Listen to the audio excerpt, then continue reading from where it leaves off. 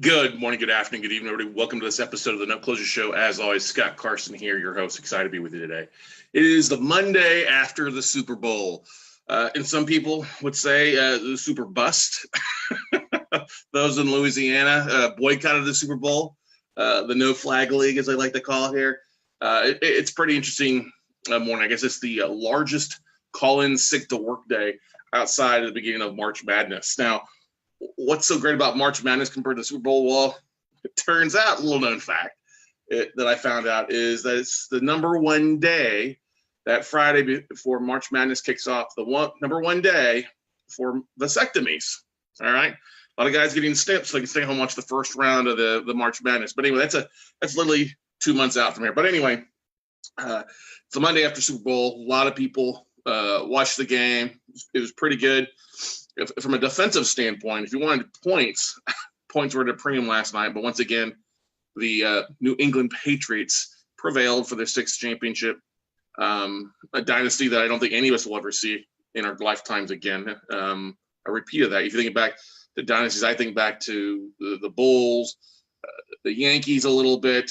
You think about that, Jimmy Johnson in NASCAR racing, the Red Wings for a while in hockey. And then, of course, we're at right now lucky with the Patriots. I wish it was the Cowboys, but the Patriots won. But anyway, today's episode, hopefully you guys want to take some notes to this because we get a lot of questions. I've gotten a lot of questions on this particular subject over the last few weeks. And it ebbs and flows throughout the year. We got quite a few people have come aboard. We have a lot of people that are listening. Actually, February turned out to be our third or fourth best month in downloads, which is kind of surprising. We didn't do a lot of extra marketing out for the podcast in January, but we still had a phenomenal month of downloads and added a couple more countries we're in, and just a great month of January. But February's here. Hopefully everybody had a good Groundhog's Day. I guess we're 6 months, or spring will be here less than 6 months, which is always exciting. But I wanted today's episode to kind of come back and answer some questions because I've been getting a lot of questions from people about canceling their bid, or they don't want to burn a bridge or get blacklisted from the fund. And so what I thought we would do is talk a little about the proper ways actually canceling a bid. Now, the only way to cancel a bid, first and foremost, is to submit some bids. All right. So I want to bring us and start first there a little bit before we come into the canceling the side. Now, submitting bids, a lot of people get bogged down on only making a couple offers from a hedge fund. Now, there's tapes flying around everywhere. People are, contacting banks. They're getting hedge funds. Servicers are sending out tapes. There's a lot of product that's being moved around right now. Heck, we made a big offer on some assets last week that were accepted, and we're working through the due diligence of that aspect right now. 64 basically performing assets that we are in the process of working through. But what I want to discuss with everybody is you're submitting your bids, all right? You get a tape in, you do a little initial due diligence, you submit your bids. You're not going to have some specific things solved if you're making a bid within 24 to 40 hours of getting a tape in, all right? Now, the first thing you've got to ask when you get a tape in, first and foremost, these are really two big things. I see a lot of people forgetting to ask this, and this is the thing that dictates whether you're going to run with this tape and make offers or not, is the first and foremost, what's pricing expectations? What are the pricing expectations? That's number one. What's that mean? Well, we buying off a UPB, we buying off fair market value. What's the purchase price of this stuff? What are you looking for? Now, if they're wanting like something 90 cents of the dollar performing, and it's single digit returns when you figure in the yield and stuff like that after running your quick numbers, you just kill the whole tape. Like, thank you, I'm not interested. But if the numbers they give you seem to make sense, okay, great. Then let's run it. Let's run a little bit further with it. Now, the things you want to always ask as well, I've seen people forget about this, is you have to ask, and if the sellers don't tell you this, shame on them, but they should, if it's not a direct seller, but somebody's got it under consignment. What's that mean? Basically, a fund is trying to move it, and somebody comes in like me, gets the tape and is marketing it on behalf of a fund or on behalf of a seller. It happens quite a bit. Doesn't mean they're joker brokers. Just means they have a relationship. Sometimes we'll do this ourselves, get under consignment and move it. You have to ask what the fees, okay, what fees are involved. Now, if they start structuring the deal, say, oh, it's 45% of UPB plus 3, that means they're making 3 points in the deal. asking, hey, what's the fee? Is there any fees involved? What's the pricing? Are you the seller? And what kind of fees are involved? Those are the first three big things. All right.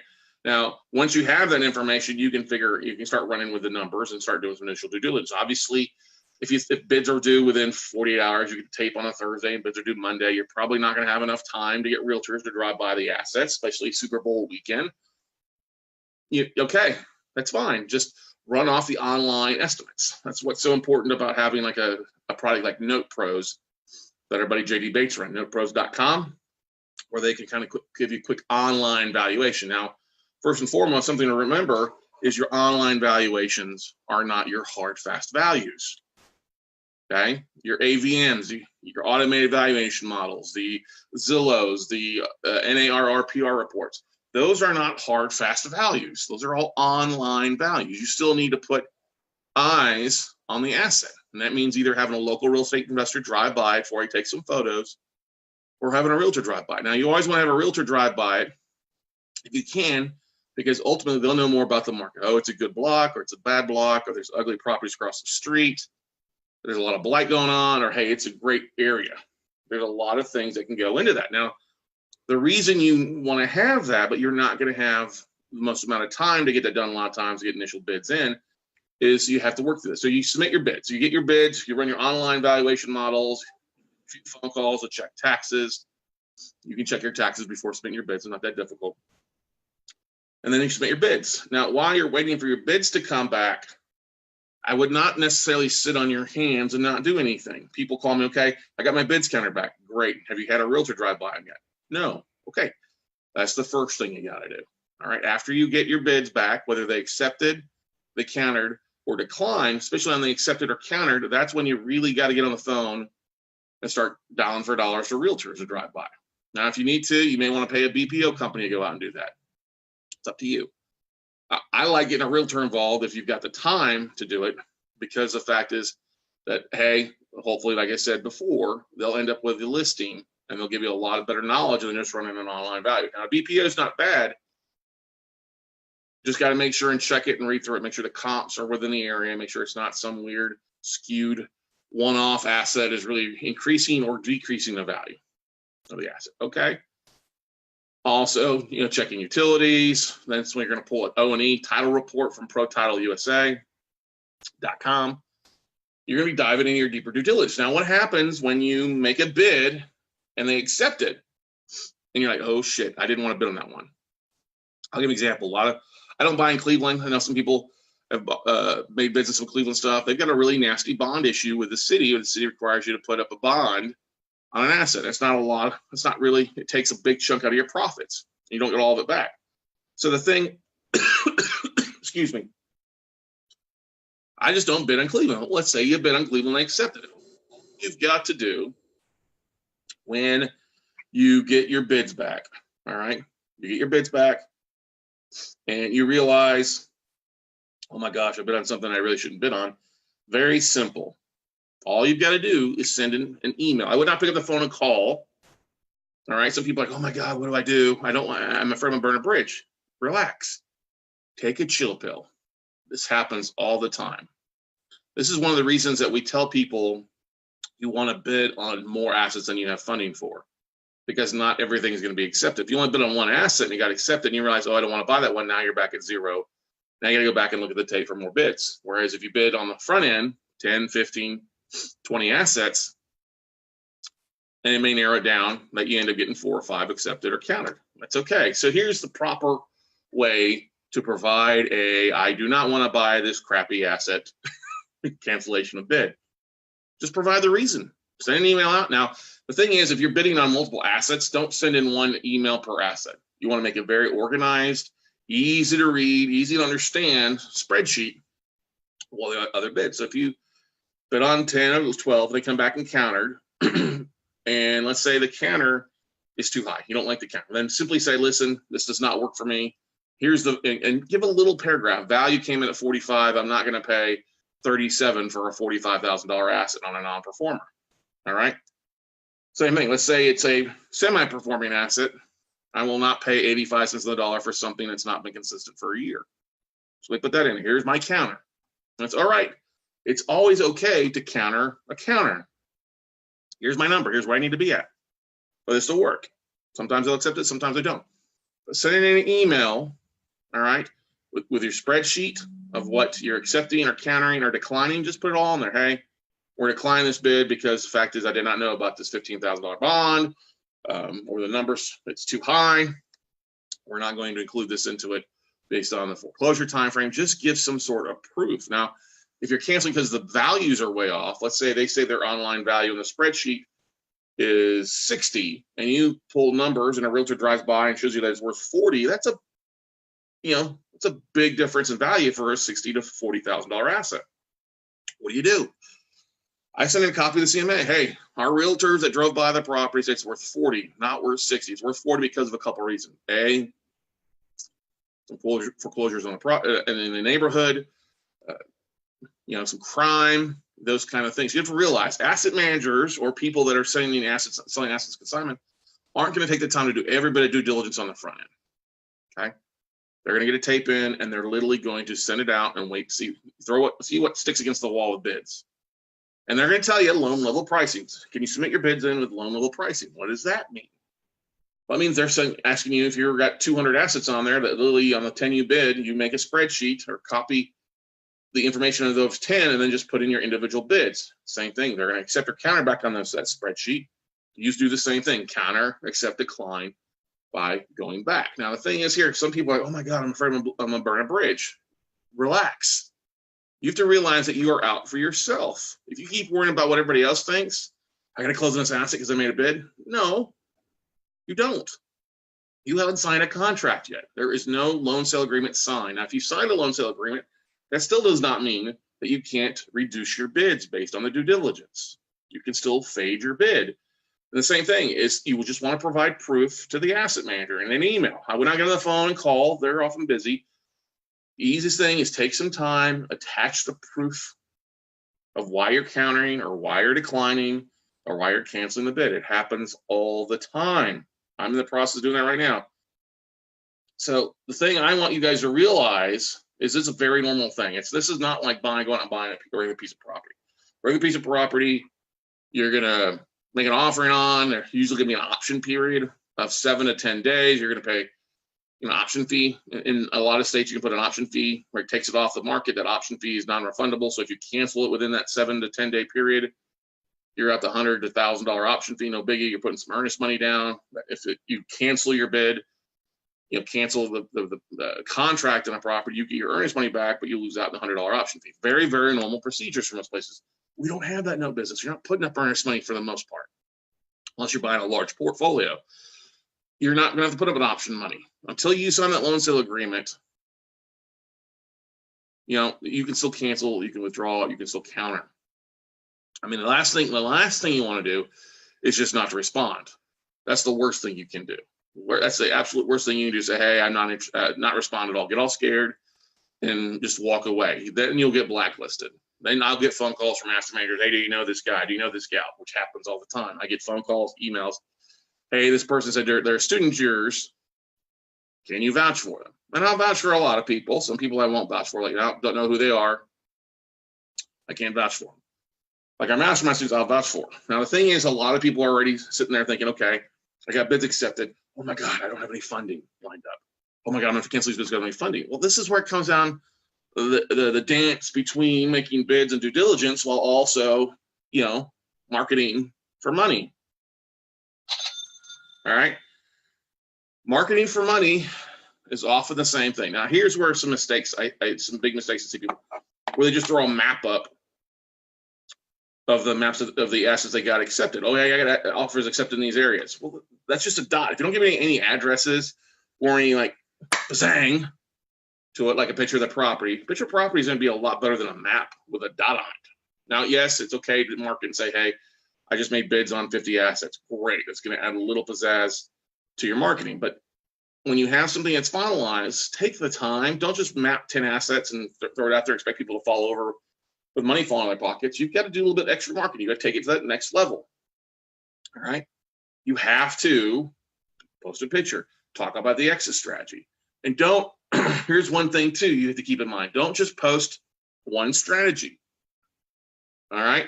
You have to have an either or for the most part. If it gets reperforming, great. If it doesn't, then we're going to foreclose. That's kind of the either or. Now, foreclosure, well, it may take 3 to 5. It may take a few months to do it. You always have the option for the cash for keys in that period. All right. So when you're marketing, make sure you post it. Don't just post, oh, it's going to be a reperformer. Well, why do you think it's going to be a reperformer? Have they made 6 months straight? Have they made 6 out of 12? When was the last payment made? If they made 6 months straight, pretty much likely going to stay a reperformer. If it's been 6 months since they made a payment, it's not a reperformer. It may be a non-performing to foreclose on. So keep that in mind that you may have to look to foreclose. I mean, if you want to put that, don't always throw the rosiness, because when you start just focus on the rosy side of things, things go wrong. So anyway, coming back here, you're making your bids, and a lot of people are like, oh my God, I got accepted, but I don't have any money raised yet. You got to market. That means you got to send an email out to your database. You got to reach out to people. You got to talk to people. All right. Talk to your network. Pick up the phone. I have plenty of people that pick up the phone and call me. I was on the phone this morning back and forth with somebody who's canceled a bid. Hey, just don't just send an email yet. Just answer all the assets. Let's see, you've got 10 bids that were accepted or countered. They're going to want an answer to all of them. And it's okay to wait a day or so if you're still waiting on realtors to get back to you, because it's Monday. Some people wait till the weekend, but I would follow up, especially if you talk to realtors on Friday and they say they get back to you. Hey, just follow up with them. Hey, just want to touch base. And it was Super Bowl. Where are we on you getting my CMAs back? And this is where you may have to want to pay your realtors to get them to do their job. It's a free service they're going to do for you, you're going to expect some realtors to flex, especially if they're going to go to a Super Bowl party or drive by a property for you. They're probably going to go to the Super Bowl party. All right.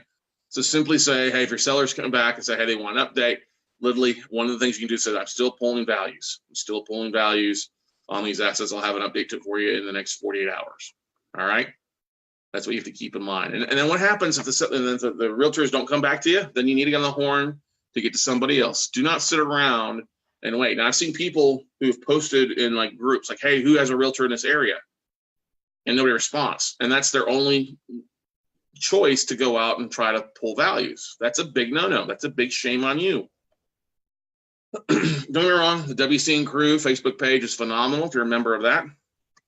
But what you have to realize is not everybody there is going to share the realtor. Not everybody there has a realtor in your specific area.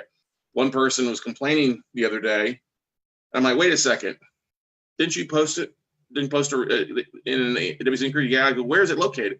And it's in the assets in some small little town in Ohio. I'm like, okay, well, that's the reason. It's way out in the boonies. You probably need to pick up the phone, or you need to probably cancel it. All right, those two things. Pick up the phone and call a realtor. Jump on realtor.com. All right. NAR.com, Zillow, NotePros, Active Rain if you need to. There's all sorts of ways to get a realtor that's just posting. So don't sit there and post to one area and then sit around, well, nobody called me. Well, that's on you. Get on the phone, use a little thing called Google, Realtor in Ashtabula, whatever, and start dialing for dollars. That's the important thing. You cannot sit around waiting for realtors a week later and you still have no bids or no values back from realtors. That's on you. That's when you could get blacklisted. So let's go back here. Let's take it back a little bit here. So once again, you get bids in, they counter back, they either accept or counter. It's okay to counter. If they counter back your counter or decline it, then fine. You have the choice either to go back to what they originally countered and accept it, or just say, no, sorry, we're too far apart on the numbers. Now, it's okay, literally, just say, hey, I'm withdrawing my bid on this one based on area, based on the city, based on a number of things. And just go down there, accepted, decline, countered, cancel, cancel, cancel. And off the side in a separate cell or in a little separate paragraph, and you send into your asset manager, give a little reason why. Hey, here's the reason why. Here's the reason why we're canceling our bids because of this, this, and this. Okay. One of the other things too, everybody, is we see a lot of value in tracking your bids. And what I mean tracking your bids. So if you cancel your bids originally, but you really like the asset based on your due diligence and you're like, they're too high, don't be afraid to follow back up with the asset manager in 30 days. Hey, I know that I canceled my bid on this one at your counter 3 months or a month ago. Did you end up selling the asset? Because my original bid is still available. I'd still be willing to buy at my numbers. I bought a lot of assets by just following up over and over and over again. They went from a one-off asset or a one-off 6-unit small apartment complex in Florida before it's our 8-unit. Just following up helps, because a lot of times the asset managers have a number, and specifically, sometimes the asset manager at the bank, their hands are tied because of what loan committee is doing. Loan committee in the banks is the committee that handles like the note sales, and sometimes they'll get together just once every 2 weeks or once a month to look at bids and either accept it or counter them based on where everything's at. So keep that in mind when you submit your bids. Hey, how soon will I have counters back? If they say loan committee meets in a week or two, okay, then just wait around. Wait till you get the counters back and then start diving into it. But that's the thing, is those that take longer to get counters back, they often will have more that hangs around for a while. Because you guys, gals, you and me, we don't want to sit around for 3 weeks twiddling thumb waiting for that one asset. We're going to go out and be buying more and more assets. We're going to go out making more and more bids. And our capital from time to time get used up based on the new bids versus the old bids. So just follow up. Don't be scared. It's okay to reach out to the asset managers and say, hey, did you end up selling an asset from a month ago or not? If you didn't, here's my bid, or here's my new bid on it if you can see about getting it done. Because once an asset really is hanging around for 90 days, it hasn't sold yet, the motivation changes for an asset manager or a hedge fund manager or a banker to move it off their books. Because now it may be another 90 days late. It's reduced in value. They'd rather get something versus nothing. So don't be afraid to follow up with your bids once you cancel them. It's perfectly appropriate. It happens. I mean, we'll see that with different lists that come out on a quarterly basis. Oh, hey, those bids that I made last month, I see these assets are still available. I haven't given any thought to my new bids. And sometimes the asset managers or the hedge fund guys or the person, the trader, not the broker, not the joker broker, but the trader or the broker may say, okay, yeah, let me resubmit the bids and see if the seller is willing to come down on their pricing. And then that's kind of going back and forth. So, but canceling a bid is not meant to be a stressful situation. As long as you're communicating, that's what sellers want. As long as you're communicating on where you're at in the due diligence process, as long as you're communicating on where everything is at, where you are, what any uh-ohs you find. When your realtor drives by a property and you see that it's trashed out, that would be something that would be appropriate. Like, listen, hey, this property is now trashed out. It's been vandalized. I'm trying my bid. Or there's trashed out properties are all around. Just share that information. Just communicate. That's all we want to see in this business is communication, and that's one of the key focal points in canceling your bids. So, like I said, it's a little bit different than buying a traditional piece of property or a traditional real estate transaction. In the note space, we're buying a whole lot more assets. We're seeing a whole lot more inventory. So you have a little bit, quite a bit more lenient cancellation strategies on your bid, because you're not really dealing with a title company. You're not really dealing with realtors as far as listing agents on this aspect. You're dealing with a broker or trader who has hundreds of assets usually on their books, or a private seller like myself. Hey, just tell us why you're canceling your bid. Don't go silent. If you go silent, you will get blacklisted. If you communicate and say exactly what's going on, the seller will work with you again. They'll trade with you at a different time as long as you're communicative or communicate why you're killing your bid. So that's why I wanted to talk about today, everybody. Pretty easy process. It's not meant to be a stressful situation. Just take a deep breath, communicate, pick up the phone, call somebody. Hey, how do I handle this? Which several people are doing it. That's completely fine. Drop me an email at scott@weclosenotes.com or send me a direct message on Facebook as well. But other than that, guys, hopefully your Monday is off to a roaring start. Go out, make something happen, and we'll see you all at the top, everybody. Bye.